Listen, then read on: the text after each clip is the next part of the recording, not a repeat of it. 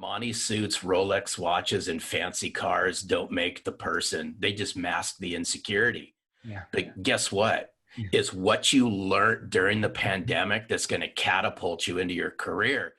Now, I'm a firm believer that authenticity is a lifestyle, Jeremy. It's not a light switch. When you can look somebody in the eye and deliver a sincere message, Jeremy, say, you know what, Jeremy? I don't know right now if I can help you. Not enough time is spent on how you open a conversation, how you start a conversation, how you open and begin that relationship.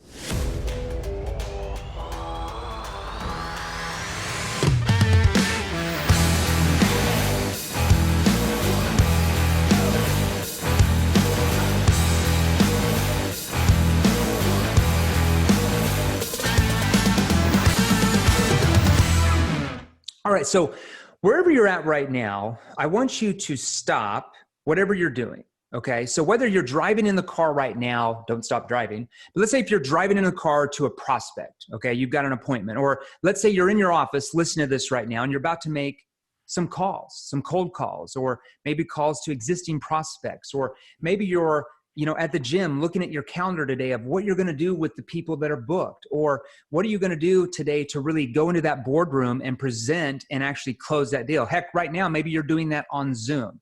Wherever you're at right now, I want you to ask yourself, what does it actually take, not talk about, but take to be a top 1% salesperson in your industry? Okay, the salesperson who makes all the money, they get any promotion they want. In fact, they turn down promotions that they don't want. They have all the respect in the company from management, from ownership. The salesperson who leads by example because they outsell everyone else. Well, my next guest is going to help answer that question for you. And let me give you a small taste of this gentleman's background. He has over 27 years of in the field B2B sales experience in the technology industry. He knows what it takes to be successful. He successfully sold office technology, document management solutions, and managed services to customers ranging from up and down the street accounts to Fortune 500 companies. After a conversation with a current customer about LinkedIn, he became fascinated with this emerging network of business people. He started experimenting with LinkedIn in his copier sales process. And during that time, he learned from trial and error what works and what doesn't work. We're going to get into that. In the fall of 2013, he accepted a new challenge as a major account rep for a Japanese OEM in LA, one of the most competitive markets in the world. He walked into a zero-based territory with no MIF to flip. Using this LinkedIn sales strategy, he booked $1.3 million in hardware sales in 2014 alone and left behind a $1.6 million pipeline for the next rep to develop. Now he coaches B2B sales professionals to do exactly what he did. Since 2015, he has coached both quota-busting tenured reps and green millennials. I love that, just beginning in their careers. And they both appreciate the practical nature of his training. Please welcome to the show, Mr. Larry Levine. Larry, how are you? Man, I'm doing well. It's so good to be here. Thanks, Jeremy. I love it. And so let's do this. I want to dive right into your story and give our listeners really a feel for your background and how you arrived at this point where you're one of the elite authorities on sales, on leadership persuasion. Can you tell us a little bit more about your background and really how did you learn all these skills? I'll give you the crazy background. I spent my whole entire career, and by the way, thanks for sharing with your listeners, is I grew up as a copier sales rep. I love it. And I'm gonna say that just because, a lot of people hide from it. Okay. I was proud to be one. Sure. And I'll tell you why, but I spent it was a little bit over 28 years in the office technology channel. I grew up in Southern California. I sold copiers my whole life in the LA marketplace. Yeah. Brutally competitive, dog eat dog, one of the largest markets in the US. Mm-hmm. And I started this right out of college back, 1988? Yeah. And I always tell people my first year was the worst year of my life, Jeremy, and it was the best year of my life. Sure. Mm-hmm. I made a whopping $18,000 my first year selling copiers. And I thought, oh my God, I've arrived, right? Right. But I learned something along the way, and I want your listeners to key in on this because I think this is what really catapulted me. I'm a big believer that you're a product of your environment. Mm, You're a product of how you were raised, mm, and I think salespeople are products of their own environments and how they were raised within their sales teams. yeah. I grew up in a very inquisitive household. Okay. I asked a lot of questions. Mm, Learning was at the forefront because I grew up with a father who was a rocket scientist for the United States Air Force. sure. Big propeller head, book smart, had a PhD in aeronautical physics from 2 Ivy League schools by the time he was 20. Sure. Dude, that's what I had to grow up with. But it played out with in my whole career. I love But it. I took what I learned and how I was raised and I applied it to sales Yeah. my very first year. Yeah. Is I was always cognizant of my surroundings. Mm, And I had that sixth sense. I wasn't eavesdropping, but I was paying attention to what people were doing in the sales bullpen. I was yeah. paying attention to write outs, what my managers were doing and not doing. And it Mm, was my first year I realized that if I was going to be successful in sales and parlay that into a career, I had to hold myself accountable. I had to become my own best sales manager and had to ask a ton of yeah. questions. You have to learn the right skills, right? Now, I was on your website earlier. Tell me a little bit more about your book, To Sell from the Heart. Who was this really written for, and really why did you do it? Um, I wrote it because of the chaotic career that I spent in the copier channel. Okay. Mm-hmm. I'm a big believer relationships matter. Mm, And growing up in a sales world where there was a lot of fakes and facades, and people would say they got great relationships, and when they really didn't, because they led with the wallet and they didn't lead with their heart. yeah. And I said, you know what? Again, I'm going to go back, Jeremy, is how I was raised is exactly what I brought to my clients. Yeah. I was raised in a loving, caring, but I also say a Jewish neurotic household. And my dad traveled a lot, and I was raised by my mom. I had 2 sisters. And why am I sharing this? Because I brought love, caring, respect, appreciation to Mm, my clients that was sorely lacking in a very dysfunctional sales world. yeah. I was willing to do the things that most salespeople wouldn't do. And that Mm, is bring my heart to the forefront, wear my emotions on my sleeves. yeah. And I have this saying, and I coached myself to it, is I Mm, always would say this: the more comfortable that I made somebody feel, mhm. the more comfortable they would share uncomfortable The things more going on in open their they office. became, the more trust they had for you. They became open because you were open to them. 100%. And not knowing I was selling from the heart. I mean, not knowing until obviously I started the podcast and wrote the book and built the brand out. Sure. But I was willing to do the things in sales that people would just snub their nose at. I was made fun of so many times in sales. I was laughed at because I was doing these things that most people wouldn't do because, let's just face it, in sales, there's full of, it's big bravado, it's braggadocious behaviors. It's, look at me, look how great I am, and things like that. I always say six-figure salespeople, like low six-figure salespeople, have such large egos. And that's why they can never earn more, because they never learn more advanced skills to earn more. I love it. Oh, you just said something. I got a key on this. You said a couple words that were magic to me. I always said that those that want to earn more, learn more. Yeah, 100%. And the more you know about your clients, the more you grow with your clients. The Yeah. more you learn from them, the more you earn from them. Yeah. Well, it's so true. And let's talk a little bit about this. Let's shift here. How has sales changed even in the last 20 or 30 years? I think it's changed immensely, but I will tell you this, the core foundation, this is my belief, Jeremy, the core foundation of sales, Yeah. I don't think's really changed. Mm, The tools and the tactics around it mhm. have changed. So I remember one of the very first books I read was by Dale Carnegie. It's How to Win Friends and Influence People. Sure. That book was written in 1937. If good old Dale was alive and well today, he'd be laughing because the book's so relevant. It's massively relevant today. The core foundation of that book is we must build relationships and change the way people think. Yeah. That's the all core selling is. foundation of sales. Selling is just about change. And it's up to us, the salesperson, to ask the right questions to that person that gets them to think about why they've allowed their problems to still happen, and that they can actually change their situation by going with what you're offering. Selling is all about change. That's all selling is.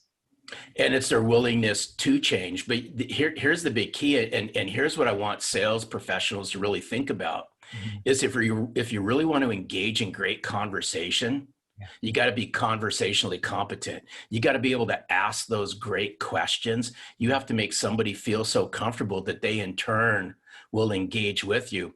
My biggest concern in sales is we ask just enough questions to then just go, okay, now I want to solve I'm them. going to go into They'll my ask one or two questions and then they move on to, okay, now how do we close this? Well, one or two questions just barely, you're still stepping on the surface. Those are surface level questions. So when you ask surface level questions and you get surface level answers, you're not finding out what their real problems are. Most prospects don't even know they have a problem when you first talk to them, or maybe they know about a problem, but they might not know how bad it is. Or maybe they know about the problem, but they don't understand the consequences of what will happen if they don't solve the problem, right? So you have to become what we call problem finders and problem solvers, and not product pushers, and learn how to ask the right questions at the right time in that conversation that allows the prospect psychologically to figure out and find problems in their mind that they didn't even think they had. And when you're able to do that at that level, they become very open to you and they trust you, because no salesperson that they've ever talked to has ever even done that remotely. Like you said, they'll ask one or two questions and then go into their pitch, and then they get objections and then they start chasing. Oh, ugly cycle. Yeah. And I always say the salespeople are behind the eight ball already, Jeremy, regardless, right? Let's just be honest. I always say that we live in this post-trust sales world. Yeah. I mean, Post-trust era. we do. 100% agree. And if we look at this, is there's probably only one profession, and I don't even know if I can call it a profession, that's trusted even more so, or not trusted, Probably than salespeople, politicians, right?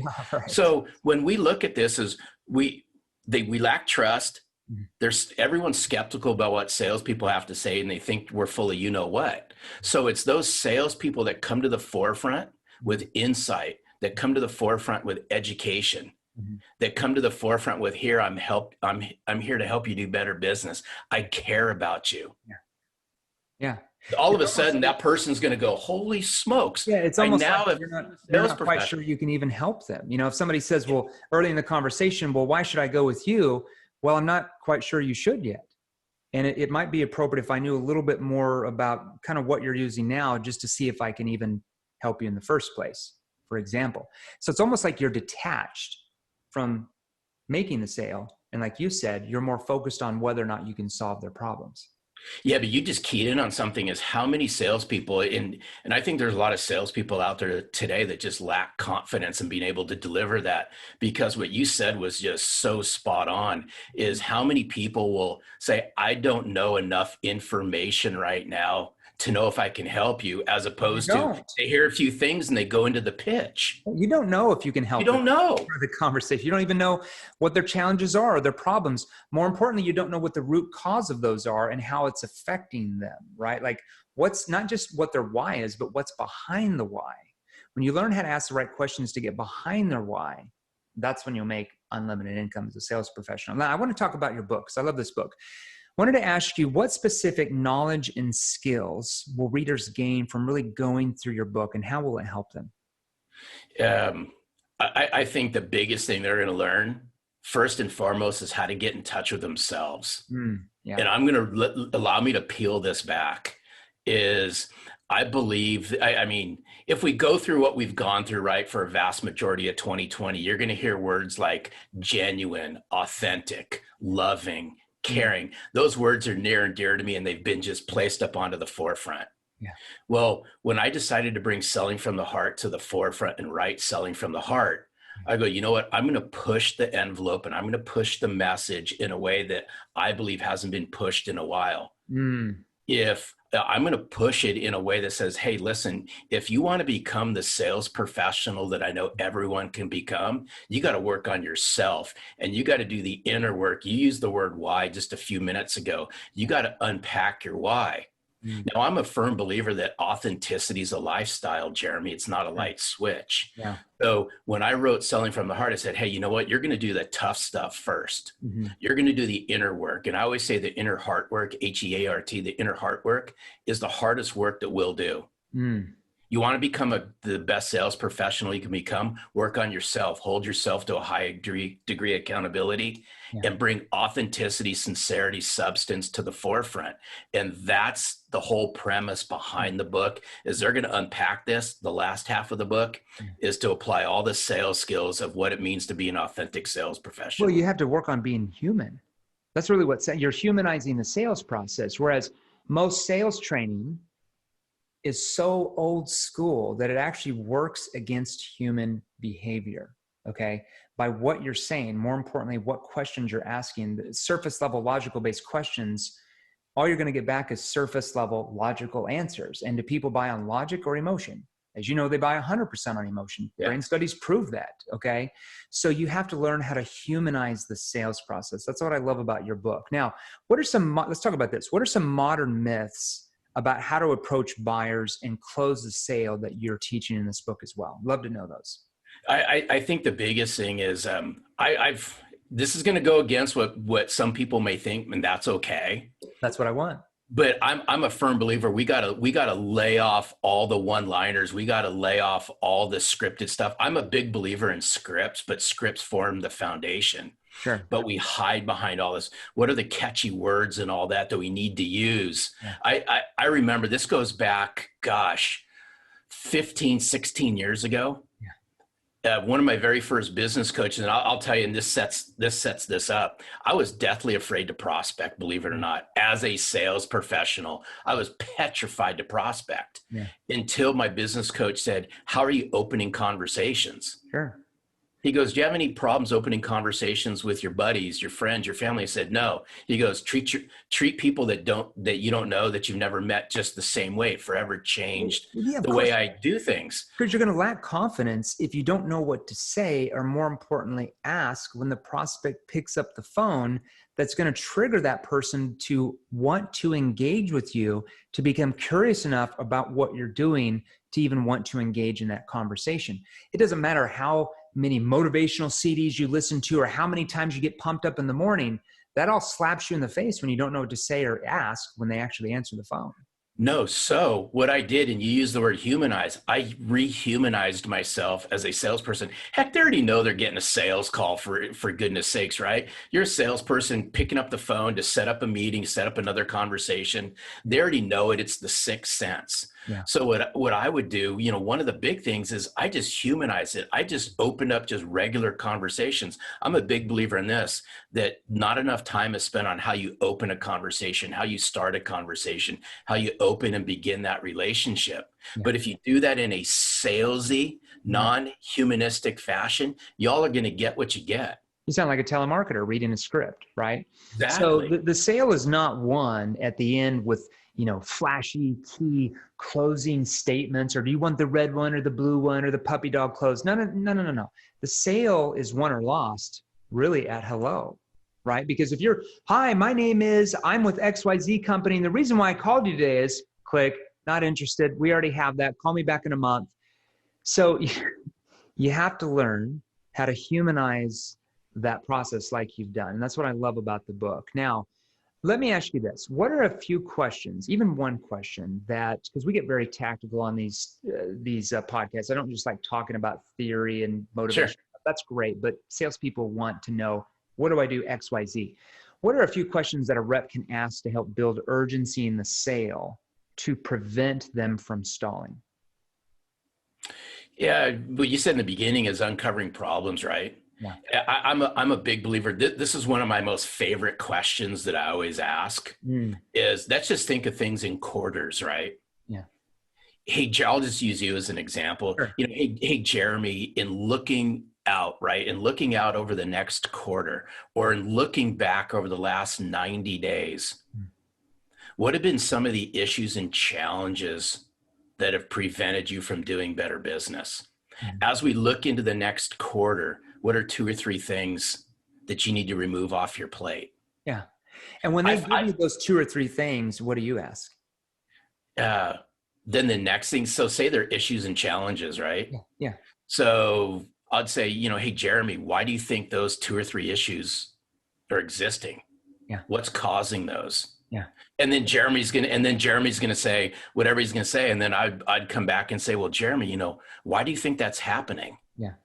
Can I ask what's causing those? Right. And then they're telling you, they're expanding on that root cause of the problem. Right. And then it's almost like you're probing and asking, like, so those things, when those things are going on, has that had an impact on you? So it's almost like you're probing to bring out that emotion. I love that. Right. And here's the thing, and here's what I want people to think about. It's not just asking one why. Yeah. It's you have to be intentionally listening to the response. Yeah. Taking some great notes, and then being comfortable enough to say again, well, why do you think that's happening? Yeah. You're probing off their answers. Most salespeople have no idea how to probe effectively. They'll ask a few surface level questions. Can you tell me a few problems? They tell them, and then they move on to the next question, logical. And then they do, like you said, go into their solution, and then they get objections, and yikes. You never want to go down that path. Because I'm a big believer that if they key in on, if sales professionals can key in on three things, and it's all the inner work, it helps with them layering these questions. They got to build up their self-confidence. Yeah. They got to build up their self-worth. Yeah. And they have to believe in their message. Yeah. And if they struggle with all of those, it's going to be hard to ask those great questions, those deep probing questions, because innately it's uncomfortable. It's uncomfortable for them to ask. But it's the old saying, if you ask not, you get not. You got to be willing to ask great questions. You have to make the prospect, in some sense, feel uncomfortable of staying in the status quo. There has to be questions that you have to ask that have them, maybe they think there's a problem here. Let's say this is their problem. Here's your price. Your questionability makes that problem seem like up here, and like their future objectives are all the way here, and your price is down here. They only have to invest this to get this. And that makes your price seem like nothing. But if you don't know the right questions and you just ask surface level questions, and then you go into your solution or pitch, price is here, problem looks down here. Oh, that just looks too expensive. We don't have the budget for it. That's why you get the objections. Yeah. So you remember the old Columbo, Peter Falk, right? He would always scratch his head. Hey, one more thing, right? I think what's the difference between sales professionals and sales reps comes to how deep they ask those questions. And I knew in the sales world that if I got an executive to stop for a moment and think, and you can see it, right? You can see their eyes moving, or you can see their forehead squinch a little bit because they're thinking. That's when you know you're going to get some really good responses. But buyers are a lot smarter than most salespeople think they are. So they'll respond to surface level questions with whatever they want to say that comes to the top of their head. Yeah, it's just like if you walk into the retail store and you're looking to buy a pair of jeans and they say, how can I help you? Just looking. It's just a surface question. There's no emotion that's drawn out of that. Now, let's talk about this. How is the pandemic? We're living in the pandemic right now. How has the pandemic impacted sales professionals, and how can they still hit their numbers in an uncertain economy? I think the biggest thing is, first of all, this may go against the grain of what some people think. Again, I think the pandemic's the best thing that's happened to the sales world ever, my opinion. Tell us why. Because it's forced people to think. Yeah. Right. It's forced people to go, okay, I'm a big RE freak, right?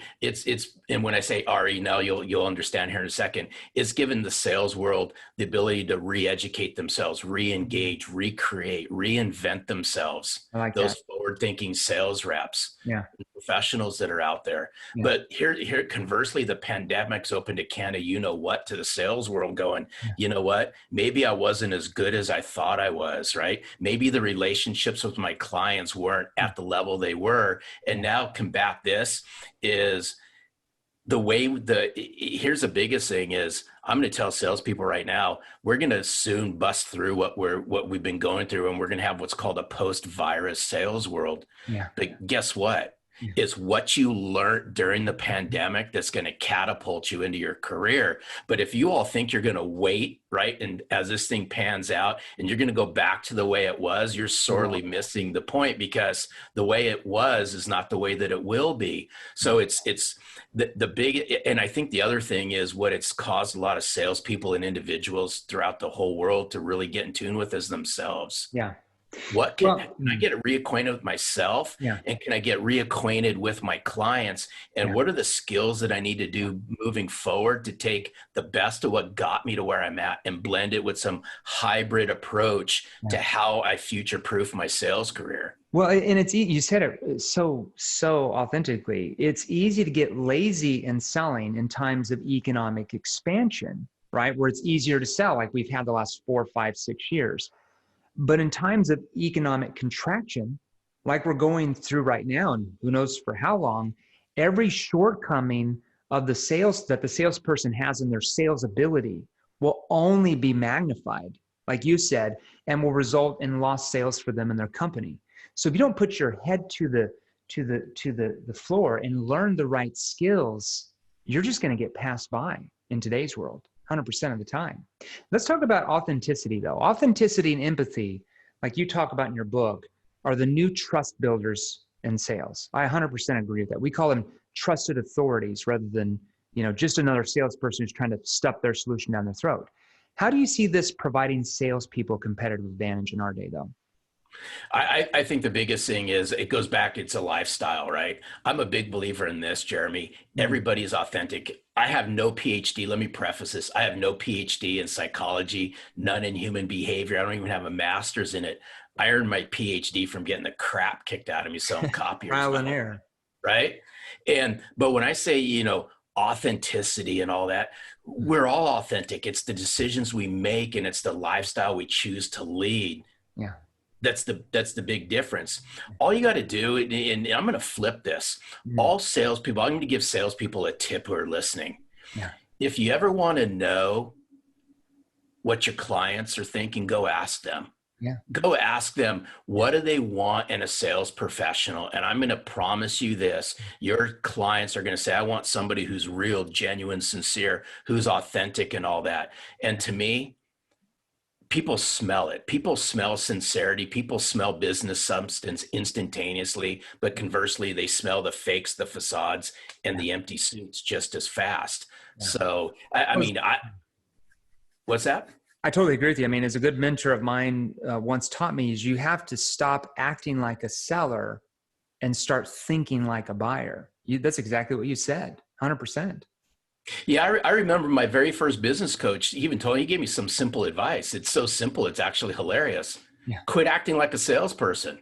Yeah. They already know you are. Stop acting like one. The worst words you could ever hear from a prospect is, wow, you could sell anything to anybody, because they'll never buy from you because they feel like you're just there to sell them and they'll never buy from you. That is the worst words you could ever hear.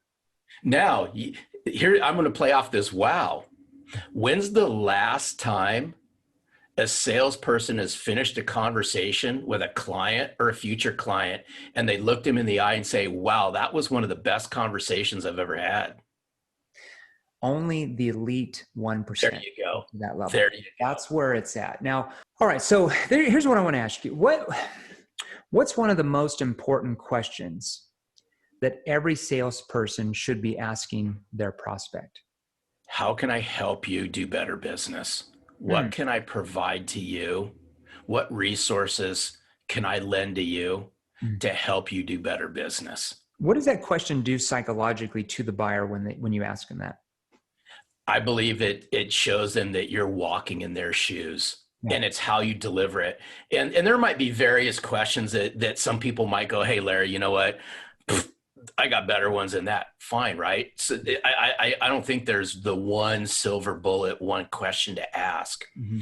But when you can look somebody in the eye and deliver a sincere message, Jeremy, say, you know what, Jeremy, I don't know right now if I can help you. Yeah.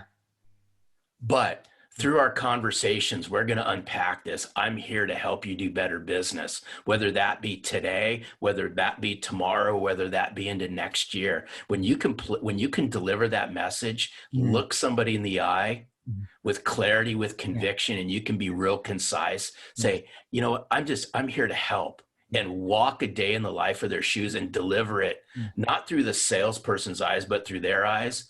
Instantaneously, I promise you this, you have busted down the wall. Yeah, because you're detached from the expectations of making the sale, and instead you're focused on whether or not you can help them.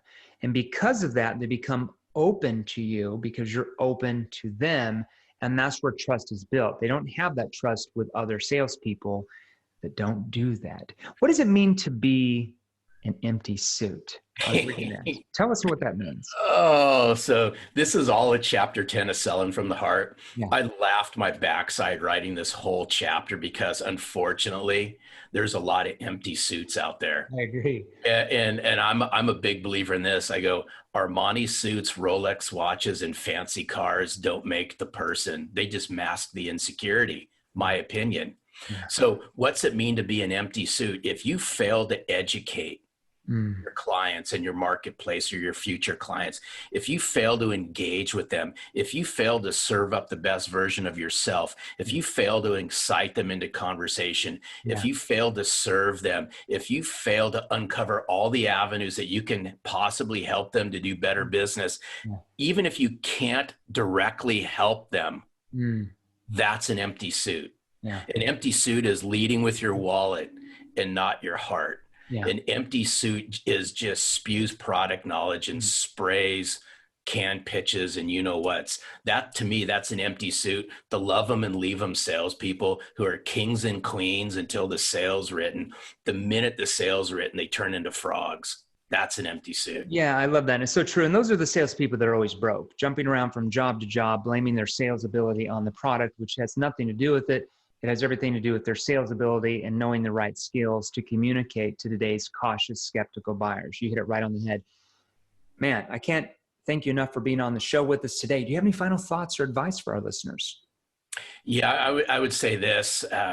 Sincerity, substance, and heart will set the sales profession apart. I love that, man. That's like a poem. Not bad for a sales geek, Jeremy, huh? Not that bad. You're like an amazing writer. I love that, dude. It like almost rhymes. Okay, so one more quick thing. I do want to play off this. There's going to be people out there that doubt sales professionals can't write. I'm here to demystify that. Sales professionals can write. Sure. It just takes practice. Just takes practice, takes learning the right skills like anything else. There you go. How can our listeners learn more about you and your training though, Larry? You can find out anything you want to know about Selling from the Heart. Your listeners can go to sellingfromtheheart.net. There's all kinds of resources. They got access to blogs and you can download some information. They have links to my podcast. If you'd like to find out, where you can inquire about the book, you can go to sellingfromtheheart.net/book or go to Amazon. If you like listening to it, you can find it on Audible. Yeah, I think everybody should go get that book. Sellingfromtheheart.net/book. Everybody should go get that book today. No, I appreciate it. I promise you this, the book packs a punch and gets you to think about yourself in a completely different way. And that's what we need. We have to challenge ourselves and get out of the status quo, because if we stay in the status quo and we never learn more advanced skills, where do we end up going? Same thing. You go backwards, and the only way to change is to try new things. Yeah, do new things. I love it. Larry, awesome. We'll see you soon. That was a great interview. My pleasure. Look forward to it. Take care, Jeremy. Now, if you're serious about joining the top 1%, I mean the top 1%, and you want to experience more training content just like this, click the links right over there. Right over there, they're exactly what you need to see next. You see, I release new episodes featuring top salespeople and sales authorities, multiple six-figure, high six-figure, even seven-figure earners every Monday, Tuesday, and Wednesday every single week at 10 a.m. Eastern, 7 a.m. Pacific Standard Time. And if you're new here, do yourself a favor and smash that subscribe button right below, and join our new Facebook group, Sales Revolution. You see, it's free, and there's a link in the description below just for you. We put it there for you.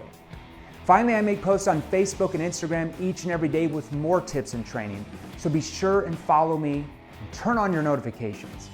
So make a comment in the first 7 minutes to any of my latest posts, share this episode, and there's a very real chance that you're gonna win some killer prizes. And here's the thing, don't sit on the sidelines. Don't be like everyone else. Get into the game. Join the sales revolution. Stay active, get involved, learn the right skills, and we will show you how to take your life and income to a level that most only dream about. Stay safe. Talk to you soon.